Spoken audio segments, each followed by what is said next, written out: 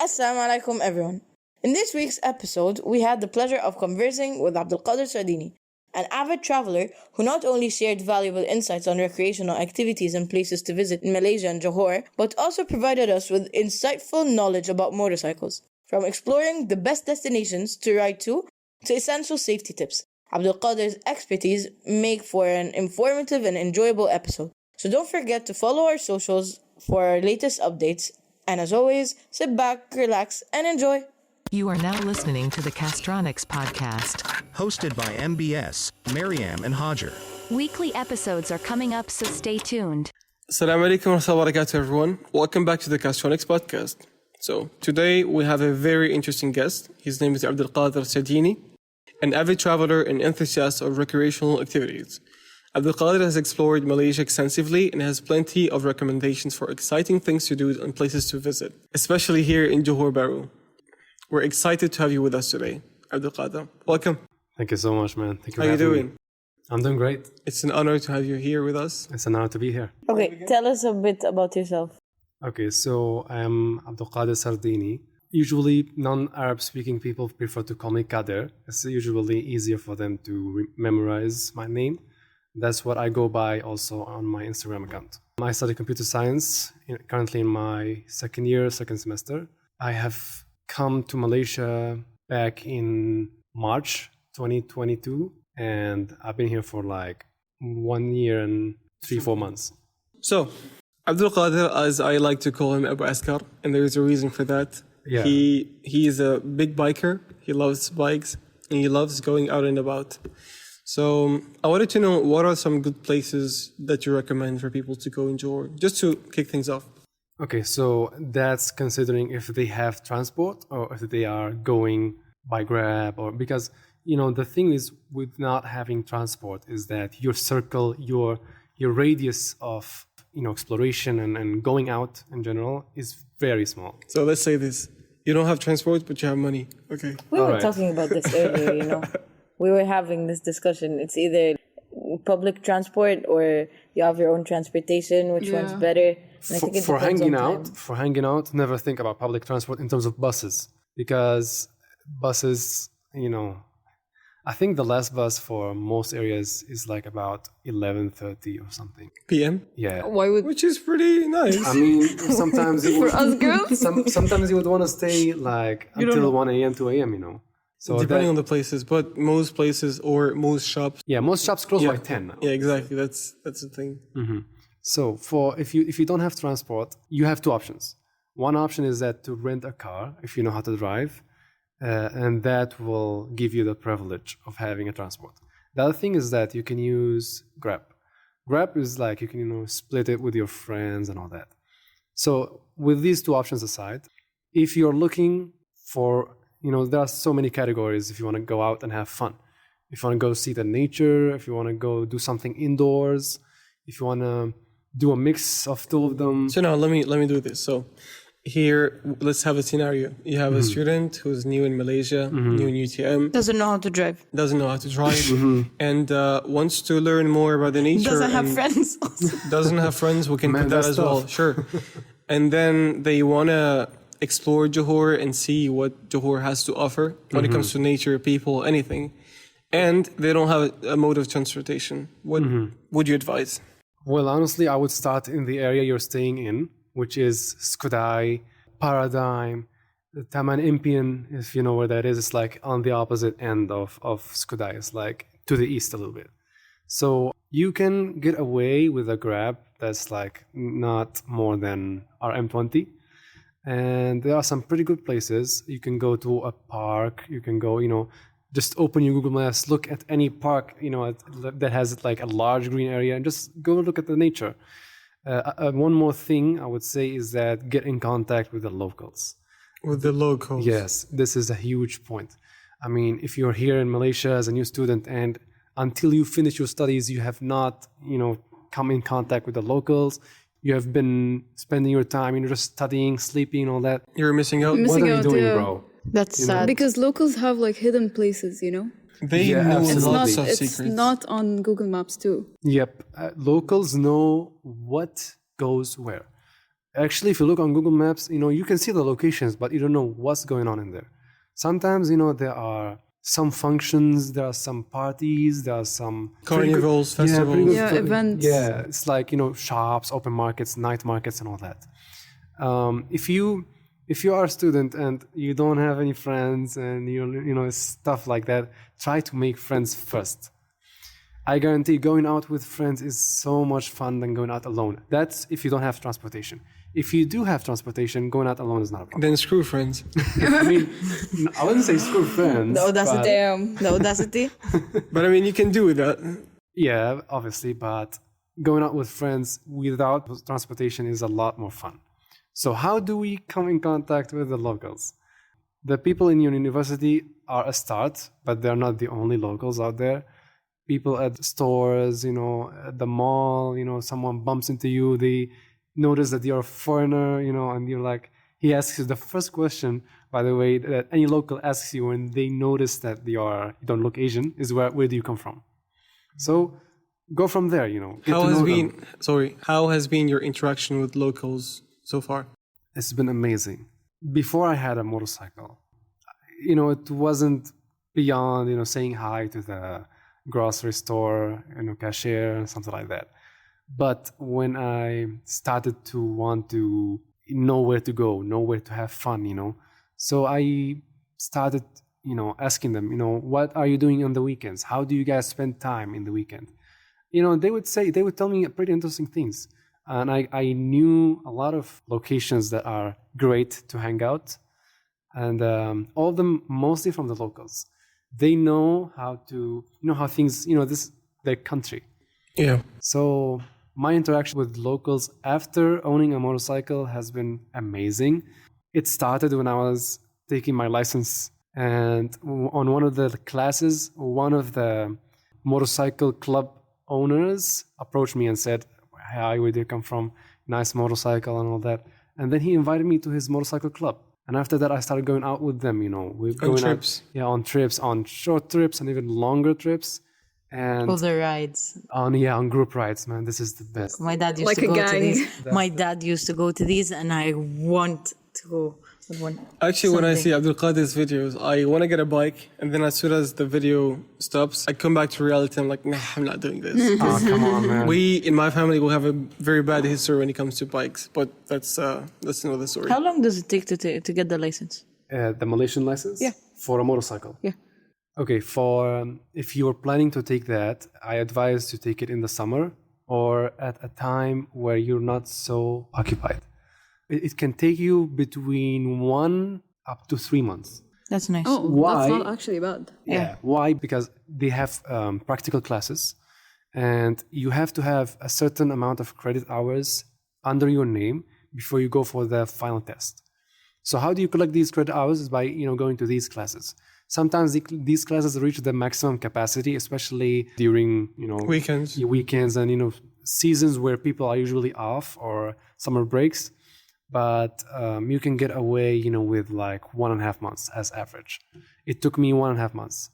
That's good. That's Yeah. decent. Yeah, that's actually really good. And in terms of cost, it can vary, but we are looking at RM 500 and above a little bit. Oh, that's very very nice. Better. Yeah. What I heard was way more expensive than this. Well, Same. it depends, because most students are not looking for high engine capacity bikes, because the Malaysian license has two categories. So you have different categories depending Yeah. on the bikes you want to ride. Yeah, we have the first Wow. category is like B2. You have from the lowest CC available until 250 CC, which is cubic centimeters for our listeners who are not so into bikes. The Cubic CC centimeters of what? of capacity for the cylinder. Oh, okay. For the sometimes if it's one cylinder, sometimes it's like more than one. So the total of the capacity of these cylinders, the volume of these cylinders is measured in cubic centimeters. So 200 cc, 250 cc is like more than you need as a student. Above that is is considered as a sport bike or a super bike. Do you mind me asking what's yours? My one is 200 cc. It's been serving me very well. I don't think if you're a student, if you need more than that. Although I've seen some students with 250 cc's, 600. in KL. But these are loud. Oh my god.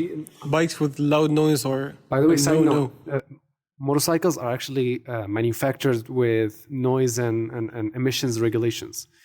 They are loud because they are modified. They change their exhaust systems so that they make more power. They do more it on sounds. purpose? Yes. Yeah, they do that on purpose. Disgusting. Actually, I know people like that. Actually, motorcycles come with so many components to reduce these noises and to reduce these emissions. Not only you are increasing the loudness of your bike when you modify, when you install full system exhaust, you're also increasing the emissions to the environment.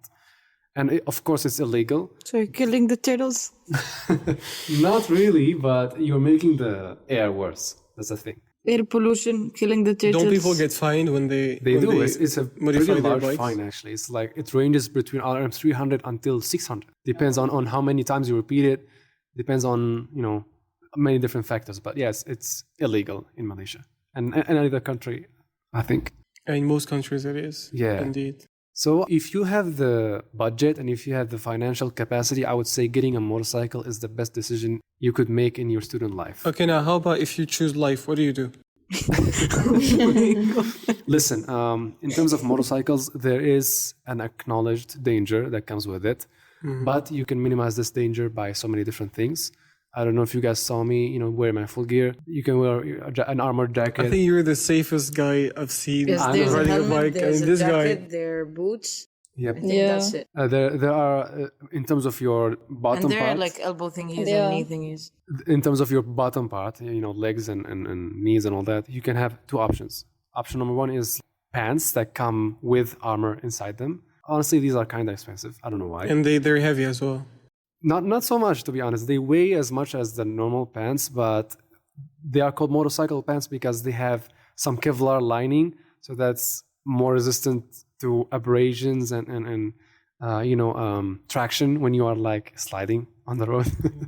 The other thing is that you can keep your own pants, but you can wear above them a pair of kneecaps or knee armor.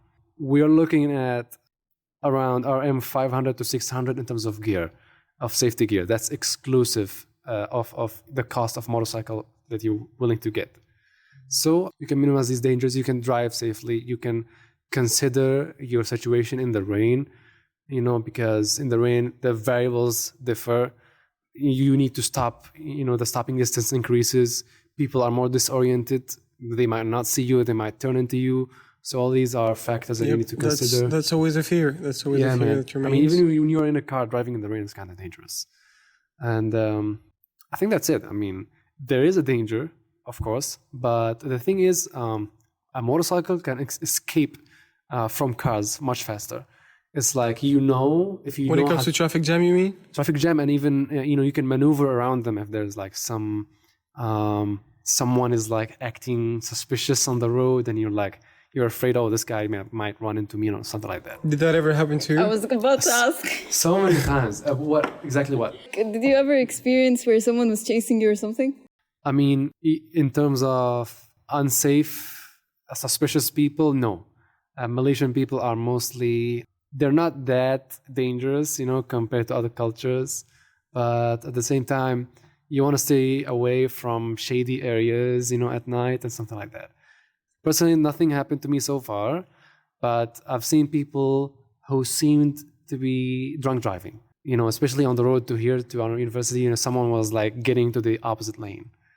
So as a motorcyclist, I was able to give it full throttle and just bypass him. But, as a car, you have a danger that's kind of, you're stuck behind them and it's a one-lane road, so many things. But,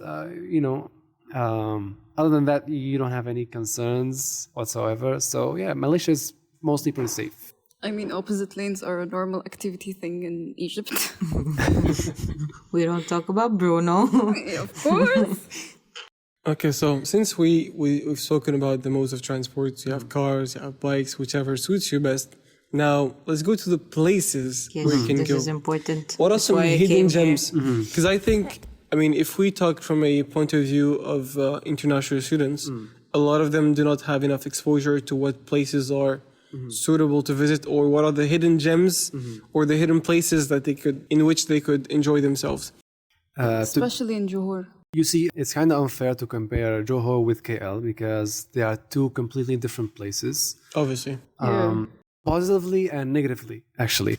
KL is like more like bustling and all that. It has so many things. If you ask this question, what are the hidden gems or what to do in KL, there is literally countless activities. But in Johor, this state is more Quiet. is more immersed with nature.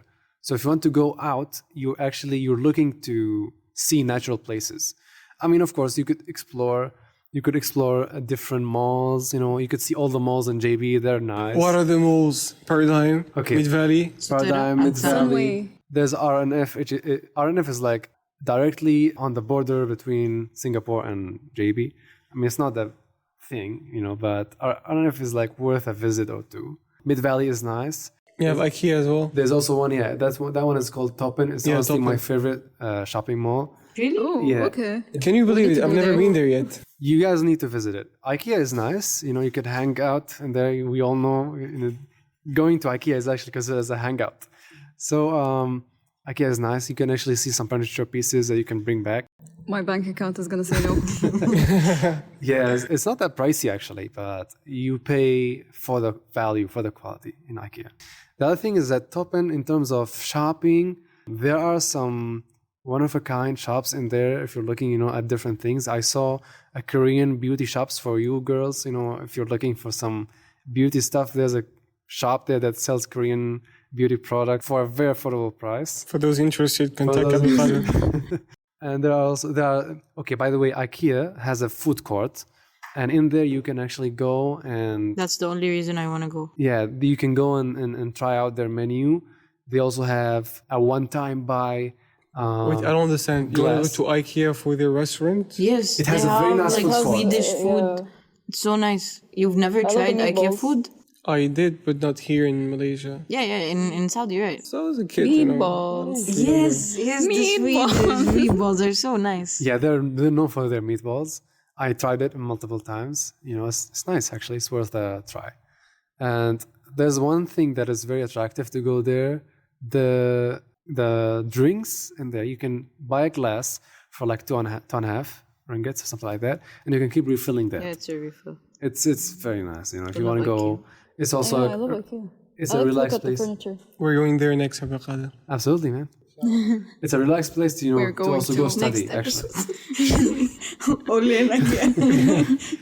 yeah. There's also in terms of malls, there's a place that sells animal products like meat in rational prices. I remember the other day you were telling me about that ground beef. Yeah, man. And I still haven't tried it up to now. I'm absolutely I feel like I'm in heaven after discovering that place. It's so close. It's actually close to Skudai. It's in Campus area. It's called Campus Community Mart or something like that. You'll see it. It's the only place in Campus actually. It's a mall. It has lots. So lots are like some similar to kiosks. With categories of... Yeah. They have numbers and you can go and explore. They sell so many things. Some things I also don't know what they are. Malaysians eat and all that. The prices are very, very affordable. You can consider that as like your source of food. You can get your food from there. I'm not a fan of, these frozen processed things, but these you can buy to survive. Natty people. We're natty. Yeah. If you go there, I there's feel some attacked, but I don't understand what I'm being attacked for. Should I explain what natty Yes, is? please. Okay, so for the layman, for the people who don't know what natty is... For the Mariams. Okay, sure. Natty stands for natural.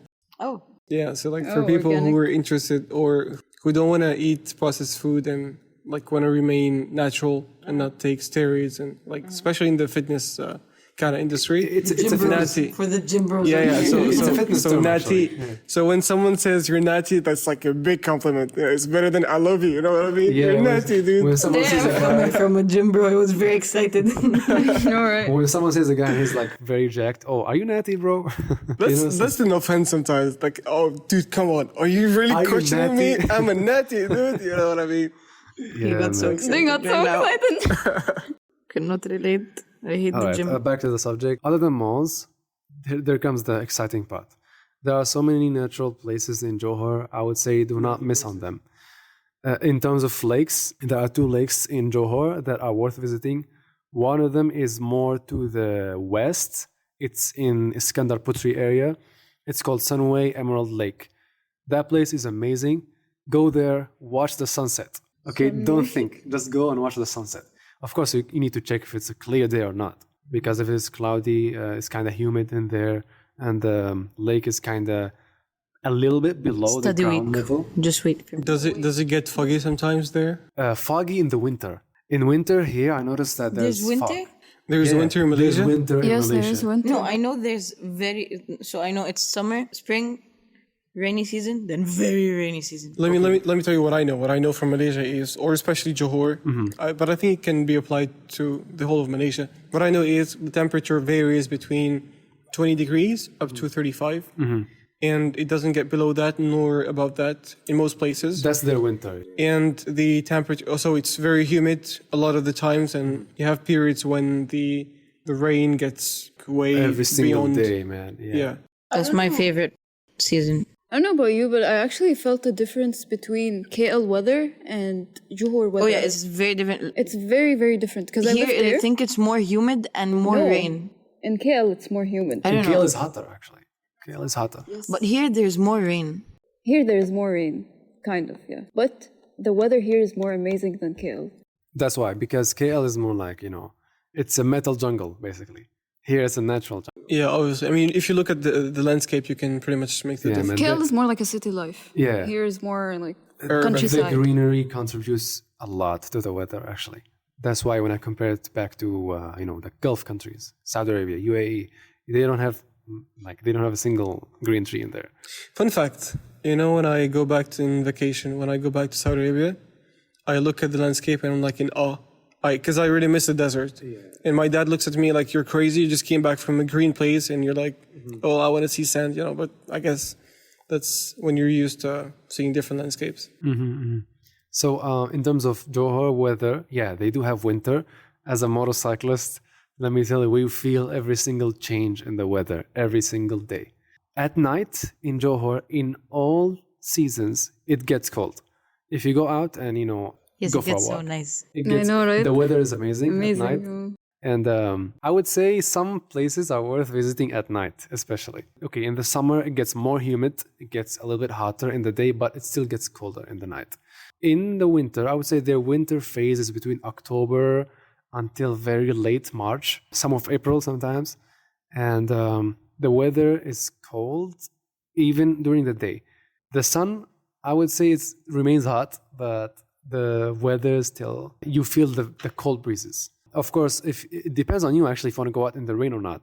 If you're going with a car, rain shouldn't stop you. If you're going to an indoor place also, rain shouldn't stop you. But if you're going to a natural place, my recommendation is that either wait until the rain ends, which is absolutely the most beautiful phase of the day that you can go out in. Okay? After the rain. Because it gets so cold and cool. It gets and cold. then the smell of the rain is so nice. Very calming. Yeah, that's true. I noticed this here, especially compared to the Gulf countries.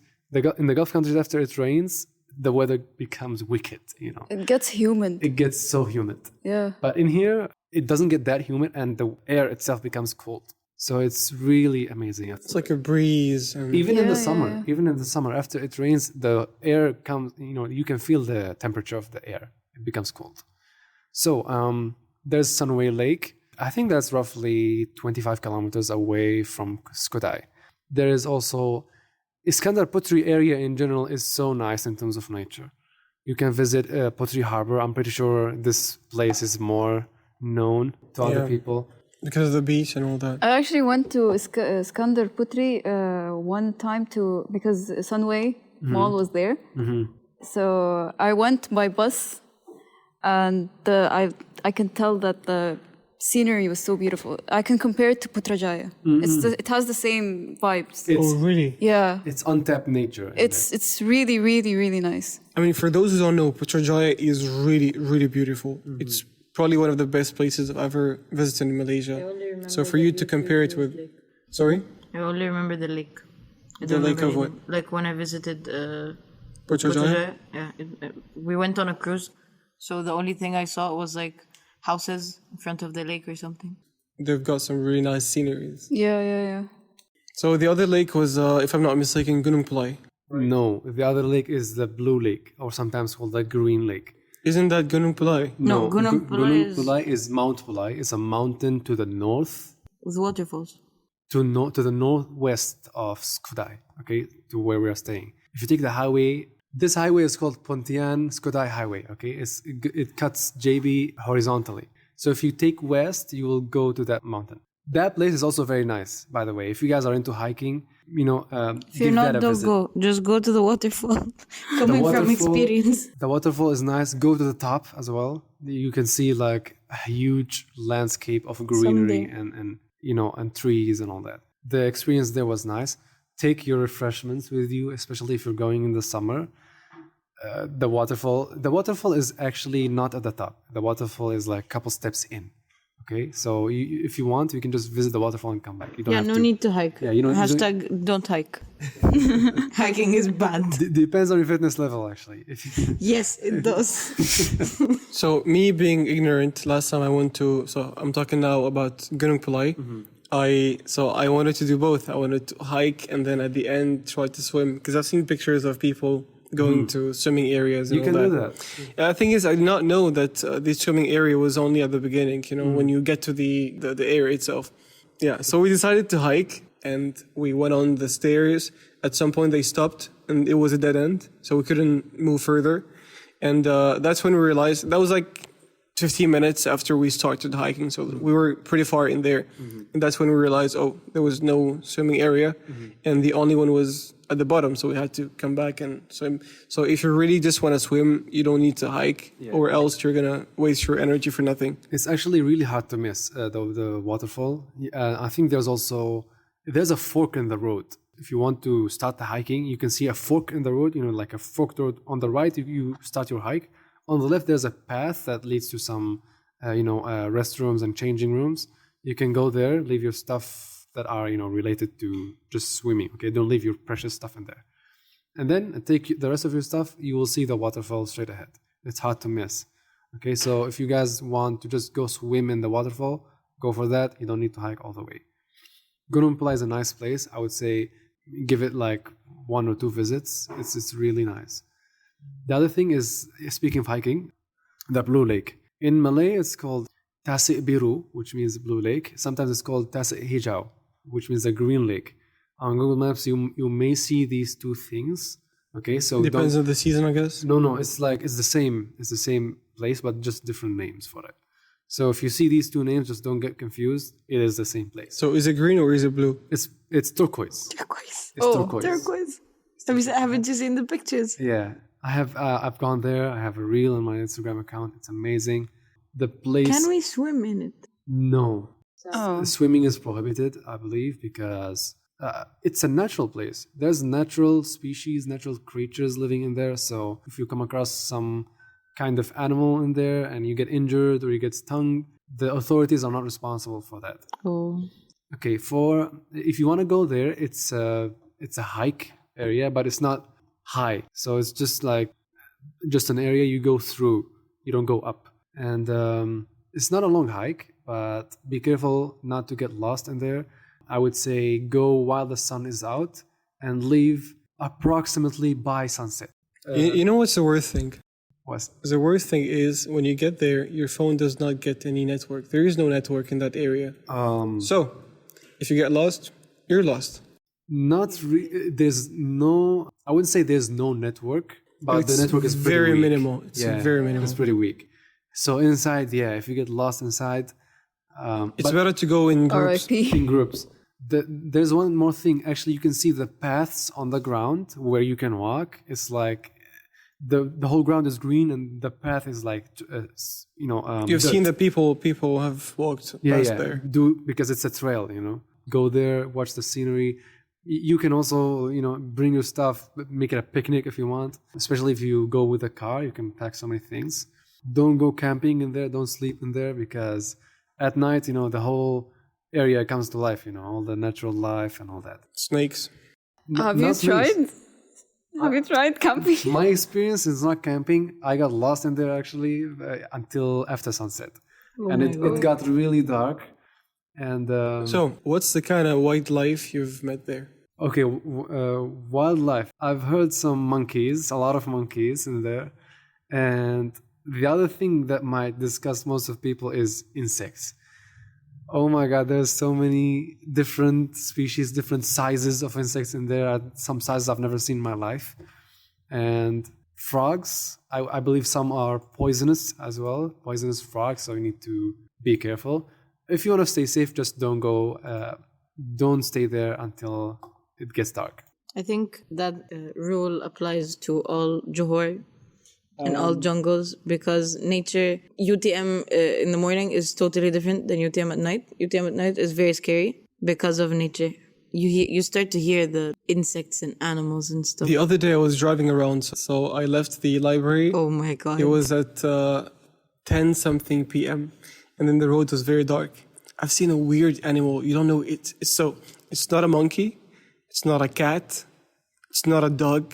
It's something weird, but I've seen it every now and then. If any one of you knows what kind of animal that is. Is it a feline? Is it a cat? Is it like a I squirrel? really have no idea because I've only seen the eyes and the tail. Is it like a squirrel or? No, it's much bigger than that. Is it like a Komodo Yeah. dragon? No. It looks like a feline, but you don't actually know what that is. It might be a mountain cat or a cougar or something like that. You know. In UTM? Yeah, here in UTM. In UTM. In UTM. Okay, let's add this to the list of animals. So UTM has turtles. It has what are they? Komodo dragons. No, not Komodo dragon. That's much smaller than Asian monitor. That thing. Komodo dragons only live on the island of Komodo or the islands of Komodo. Nerd. Interesting. Anyways, It's a kind they of have lizard. fish. It's They have called Asian snakes. monitor. That's the name. What else? A Komodo dragon is way bigger than that. The birds that like step in front of the bus. These birds. Oh my God, these birds. You've never seen them die? Crows? Crows. No, yes. no. They're not No, crows? they're tiny birds that are like Black with an orange- with orange beaks, and then they jump and they don't fly, and nothing matters to them, and they're not scared of anything, and they jump in front of the buses, and it's like, what are you doing? And they never die. They're trying to suicide. And then you have the birds, you have the monkeys. Yeah, UTM has a lot of animals. We used to have Wild deers as well. boars. Oh my God. Wild boars, yeah. Yes. You've One seen time I some was here? going back from KLG during like COVID, like going back, you know, the L blocks.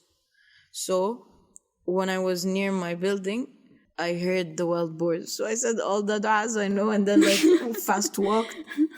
Yeah. It was very scary. Leeches. Yeah, if you're going to the Blue Lake, that's why it's prohibited to swim in there. Leeches. Oh, let me tell you something. When I went to Gunung Pulai, I had one on my feet. Oh, yeah. I actually had two of them. The thing is, they're hard to remove. So you have to use some kind of tool to... No, they're removed with heat.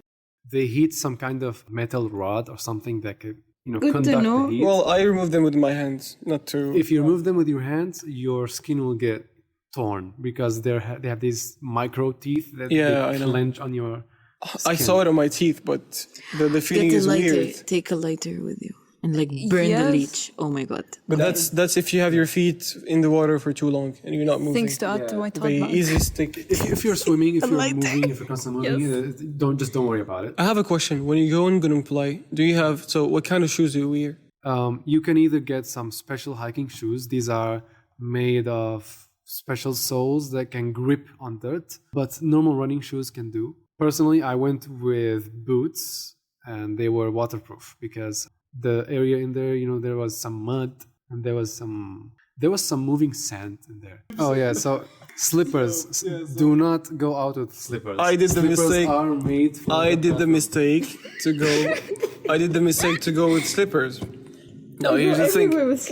My cousin and I, we wore slippers, and when we were done with the whole trip, I casually looked at my feet. I did not feel anything, and it was bleeding like crazy. I have no idea what that is. And I wasn't alone, so there was a guy near us, and he was also looking at his feet.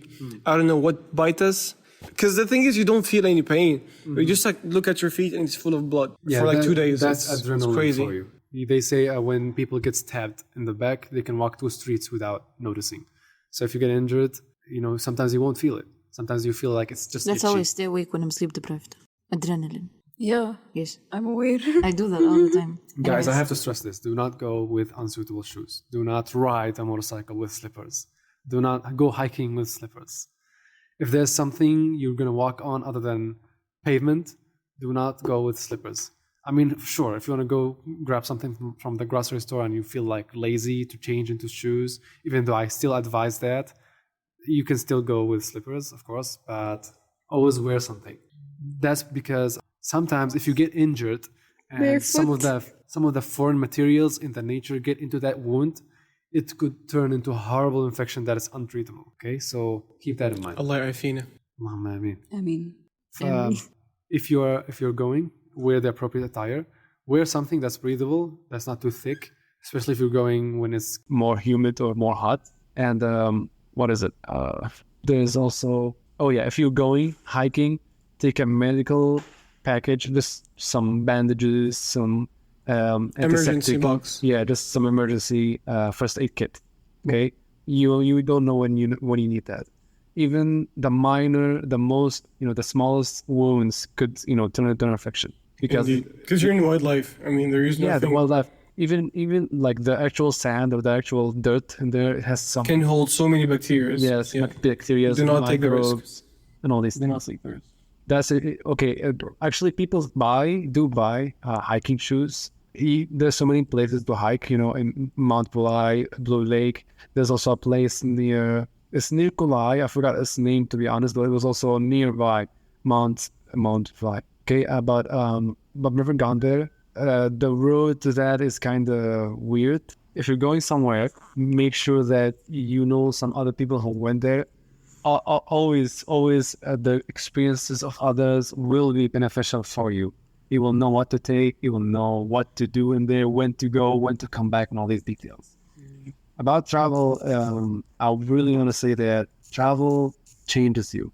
It's like it does. It's a whole other experience. I mean, in terms of of course, getting new memories, new fun, full of laughter memories. And the other thing is that you get to see what the country is like. Before I even think about going out, my first 4 months in here were just study, wake up, study, eat, sleep, repeat. It wasn't a life. My perception of Malaysia was Skudai, UTM, and my apartment. But after I started going out and exploring, I saw Malaysia for what it is. And I'm pretty sure my own perception until now is still not a fraction of what it is in reality. So make sure to get yourself out there. Don't be afraid of nature, actually. Do not be afraid of nature, but still take your precautions. Also, don't be too OCD. Don't be too, anxious about it. Just go there and live in the moment. Take it easy. Enjoy the moment. We as humans actually used to live in the nature with the other species, I wanted to ask, have you ever been to Mersing? Mersing, not really, but I've seen people going there. They say it's not that, special thing. What I heard is Mersing is overrated. Is that right? Yeah, it is. It is. Yeah. But, going there, go and experience it. Don't just, Don't take the words for it. Yeah. Don't just, mark it off your list just because some people say, oh, it was average. No, go there, put yourself in there, have your own experience. Maybe some other people found it, Get your own average. Don't take other people's. your own rating on things. If some person says, oh, this thing is so bad, I don't like it, maybe you won't like it. Yeah, exactly. You don't know what you might come into. You don't know what they experienced. You don't know what they went felt through. Like. Yeah. So whatever you hear about anything, just go there. As a general rule, when it comes to experiences, make sure to have your own and don't just repeat what people say because everybody is different. Sure, you can take the input from other people. Okay, if some people said, so many people said that this place is kind of overrated. Okay, don't maybe cut back on the budget that you're willing to spend there. Just go and see what the place is like, but really put yourself in there. Get that experience under your belt. About Mersing, I was gonna say, have you been to the islands over there? Because there's a collection of islands over there. Have you been snorkeling? Have you seen the turtles? It's still. So I've been here for 1 year, and it is still on my list. I'm planning to. You should go. You should. It's actually really cool. The studies are not being, too merciful these days. Relatable. Very interesting. I think we're getting to the end of this podcast. I wish it was much longer because there was so many things to unpack. And I really thank you for that, Abdelkader. You're most welcome, man. And if the audience likes what was said in here, we can make, I don't know, another part. We can talk about. Obviously. Do you have any more things to add? All right. So I have a little message to those who are hearing us right now. You only have one shot at this, okay? Whatever it is, your life, your study here in UTM or in Malaysia, your these days, okay? Because when one day goes away, it will never come back. So make it count. Go out, put yourself out there. You're not, when you get older, if you're planning to have kids and grandkids and all that, you're not gonna tell your grandkids that you were sitting at home just studying all day. That's boring. Go out there, make new experiences, meet new friends, get in touch with the locals again. And the world is so big out there. There's so many things to see, so many memories to make. So don't miss out on this chance. You're coming here not just to study, you're coming to see the world, you come to see their culture. The Malaysian people are so welcoming. They have so much hospitality to accept new students and foreigners. Get in touch with them, find new experiences, and make it count. Make it worth it. I also want to add, it's never too late, whether you're a third-year student or a fourth-year student. I feel attacked again. Thank you for giving me some more hope. You're welcome. Anyways, thank you so much, guys, for listening. And to conclude what has been said, everyone needs to go to Sunway Emerald Lake. Anyways, yeah, you need to go out. You need to be around and stuff and Experience everything out there. Thank you so much for the insightful talk. You're most welcome. Thank you so much, Abdelkader, for your time. We really appreciate it. It's been a pleasure for us. Hope everyone had a great listen. And to our listeners, thank you for tuning in to this episode. We hope you enjoyed our discussion about recreational activities and hidden gems in Malaysia. Stay tuned for more exciting episodes. And until then, Assalamu alaikum. Bye. Say the boy.